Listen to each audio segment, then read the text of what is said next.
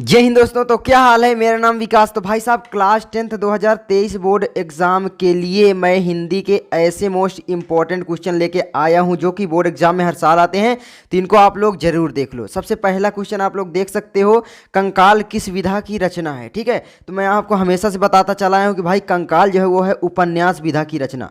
लेकिन कभी कभी पूछ लेता है कि कंकाल किसकी रचना है, तो वो है जयशंकर प्रसाद की। तो आप लोग याद रखना जयशंकर प्रसाद। ठीक है, इनके और भी उपन्यास है, मैं आपको बता देता हूँ।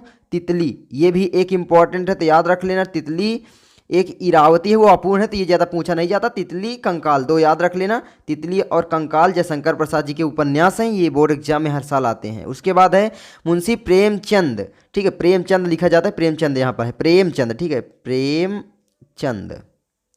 मुंशी प्रेमचंद की किसी एक कहानी का नाम लिखिए। तो किसी एक कहानी का आपको नाम बताना है मुंशी प्रेमचंद की, तो वो है नमक का दरोगा। ठीक है, इनके उपन्यास भी हैं, आप देखोगे मुंशी प्रेमचंद जी के उपन्यास भी आप लोग याद कर लो क्योंकि ये भी इंपॉर्टेंट हैं। तो उपन्यास इनके हैं गोदान, ठीक है, गबन, सेवा सदन निर्मला, है ना। तो आप लोग याद कर लेना। आगे बढ़ें। हिंदी के दो प्रसिद्ध कहानी लेखक के नाम लिखिए। तो दो कहानी लेखक के आपको नाम बताना है, तो वो है मुंशी प्रेमचंद। ठीक है, इनकी कहानी आपने पीछे पढ़ा, और हजारी प्रसाद द्विवेदी। इनकी कहानी आप लोग गूगल में सर्च कर सकते हो। एक और मैं बता दे रहा हूँ, जयशंकर प्रसाद, ये भी कहानीकार थे। ठीक है, जयशंकर प्रसाद, इनकी कहानी क्या थी आप मुझे कमेंट करो जल्दी। ठीक है, मैं नहीं बताऊंगा। प्रसाद। ठीक है, तो आगे बढ़ें। शुक्ल युग के 3 निबंध लेखकों के नाम लिखिए। तो शुक्ल युग के आपको 3 निबंध लेखक बताने हैं। तो पहला बाबू गुलाब राय। ठीक है, ये भी निबंधकार थे शुक्ल युग के। वियोगी हरि, श्याम सुंदर दास। अब शुक्ल युग के निबंधकार में इनको याद कर लो, इनको मत याद करो, ये इन्होंने टाइप किया सही नहीं किया। यहाँ पर किया आचार्य रामचंद्र शुक्ल, याद कर लो। क्या? आचार्य रामचंद्र शुक्ल। ठीक है, शुक्ल याद कर लेना। इनका जो प्रमुख निबंध है वो है चिंतामणि। आपको याद होगा, ये पूछा जाता है चिंतामणि किसका निबंध है या लेखक का नाम पूछा जाता है, तो इसको हमेशा याद रखना। ठीक है, आगे बढ़ें।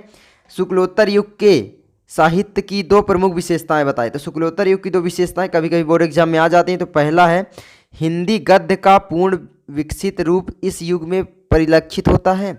दूसरा, इस युग की रचनाओं में मानवीय मूल्यों पर अधिक जोर दिया गया है। ठीक है, तो आप ये याद कर लो या कहीं पर लिख लो। और हाँ, शुक्ल युग की जो भी विशेषताएं हैं, द्विवेदी युग की हैं, छायावादी युग की हैं, ठीक है, प्रगतिवाद युग, प्रयोगवाद युग, इनकी याद कर लो, ये हमेशा आती हैं और आपको 2 से 4 नंबर दे के जाती हैं। आगे बढ़े। जयशंकर प्रसाद के 2 ऐतिहासिक नाटकों के नाम लिखिए।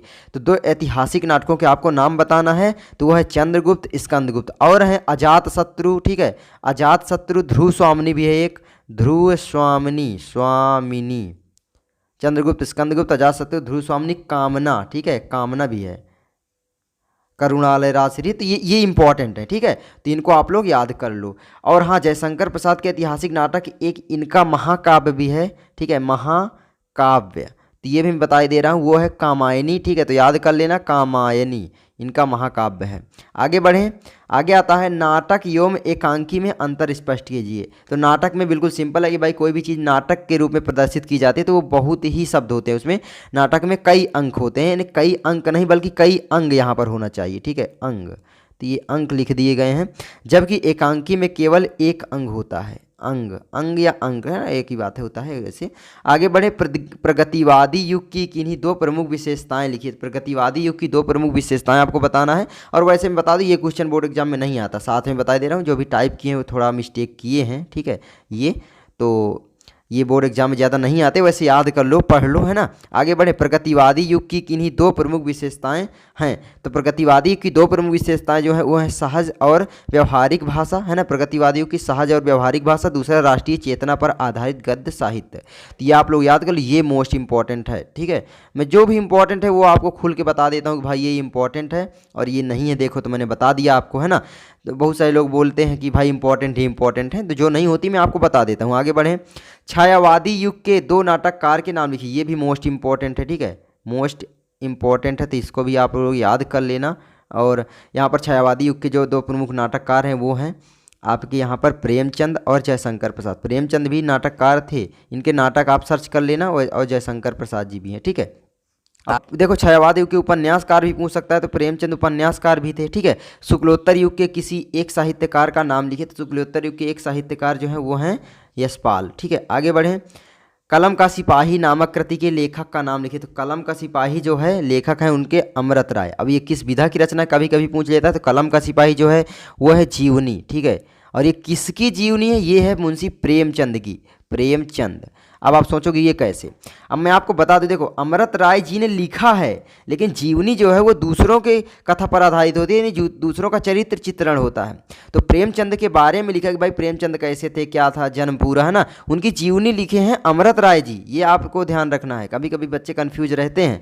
डॉक्टर भगवत शरण उपाध्याय की किसी एक रचना का नाम लिखिए, तो भगवत शरण उपाध्याय की एक रचना अजंता है, और ये किस विधा की है, ठीक है, विधा जो है वो है आपको कमेंट करना। आगे बढ़ें, आगे है महादेवी वर्मा के किसी एक रेखा चित्र विधा की रचना का नाम लिखिए, तो महादेवी वर्मा की एक रेखा चित्र विधा स्मृति की रेखाएं, ये रेखा चित्र भी है और संस्मरण भी है, क्या है, संस्मरण, दोनों है ये, ठीक है, संस्मरण भी है, रेखा चित्र। स्मृति की रेखाएं एक है मेरा परिवार, ये भी आप याद कर लेना, मेरा परिवार, ठीक है। और एक है पथ के साथी, पथ के साथी, ठीक है, साथी। आगे बढ़ें, आगे है दीपदान एकांकी के लेखक का नाम लिखिए, तो दीपदान एकांकी के लेखक का आपको नाम बताना है, वो है राम कुमार वर्मा, ठीक है। तो ये आप लोग याद कर लेना, दीपदान एकांकी लेखक राम कुमार वर्मा जी हैं। आगे बढ़ें, झांसी की रानी के रचनाकार का नाम बताइए, तो वृंदा लाल वर्मा झांसी की रानी के लेखक हैं, और झांसी की रानी किस विधा की रचना है वो आप मुझे कमेंट करो, ठीक है, विधा आप कमेंट करो। आगे त्रिवेणी किस विधा की रचना है, तो त्रिवेणी जो है वो है आलोचना विधा की, किसकी रचना है वो मैं आपको बता दे रहा हूँ, इंपॉर्टेंट है ये, बहुत इंपॉर्टेंट है, ठीक है, वो है आचार्य रामचंद्र शुक्ल जी की, आचार्य रामचंद्र शुक्ल, ठीक है। ये उपन्यास है, ये भी आप लोग याद रखना, त्रिवेणी, ठीक है, उपन्यास है, तो ये त्रिवेणी जो है उपन्यास है, नहीं सॉरी यार क्या बोल रहा हूँ, आलोचना है, ठीक है। और ये आचार्य रामचंद्र शुक्ल जी की है, तो ये आप लोग याद रखना, रस मीमांसा त्रिवेणी सूरदास से, एक इनकी और भी आलोचना है, रस मीमांसा, ठीक है, मीमांसा, सूरदास भी है, सूरदास। अब सूरदास लिख के आएगा तो लोग सोचेंगे भाई सूरदास ही लेखक होंगे, तो गलत हो जाता है, वो होता है आचार्य रामचंद्र शुक्ल जी, ठीक है। इनके ये तीनों उपन्यास है, बहुत इंपॉर्टेंट है, हर साल एग्जाम में आते हैं, तो ये याद रखना, यानी ये जो है मोस्ट इम्पॉर्टेंट है, ठीक है। आगे बढ़ें, आगे आता है सूरज का सातवां घोड़ा के लेखक का नाम लिखिए, तो सूरज के सातवां घोड़ा के लेखक का जो नाम है वो है धर्मवीर भारती, और ये किस विधा की रचना है, किस विधा की रचना है आप मुझे, चलो मैंने बताऊं, कमेंट करो, ठीक है। वैसे मैं बता दूं उपन्यास है, नहीं अब पता नहीं, चलो आप कमेंट करना, ठीक है। आगे बढ़े, हंस पत्रिका के संपादक का नाम लिखिए, तो हंस पत्रिका के संपादक मुंशी प्रेमचंद, हमेशा से पढ़ते आए हो। बाण भट्ट, अरे यार ये भी देखो गलती किए हैं, ठीक है, बाण, सॉरी यहाँ पर लिखा होना चाहिए था बाण भट्ट, ठीक है, बाण भट्ट, ये बाण भट्ट लग होता है, कहीं बट्टा ही होता है, तो आचार्य हजारी प्रसाद द्विवेदी बाण भट्ट की है, ये किस विधा की रचना है वो है आपको कमेंट करना, वैसे बता दूं निबंध है, ठीक है। आगे बढ़ें, आगे है जंजीरें और दीवारें किस विधा पर आधारित रचना है, तो जंजीरें और दीवारें जो हैं वो है संस्मरण विधा पर आधारित रचना, और ठीक है, तो संस्मरण विधा। आगे बढ़े, बस खत्म भाई खत्म, टाटा बाय बाय गया। आई होप आपको ये वीडियो अच्छी लगी होगी, अगर अच्छी लगे तो प्लीज़ वीडियो को लाइक करना, चैनल पर नए हो सब्सक्राइब करना, ठीक है, सब सब्सक्राइब, हम भिखारी हैं भाई सब्सक्राइब के। तो मैं मिलता हूँ आपसे अगली वीडियो में, जय हिंद जय भारत।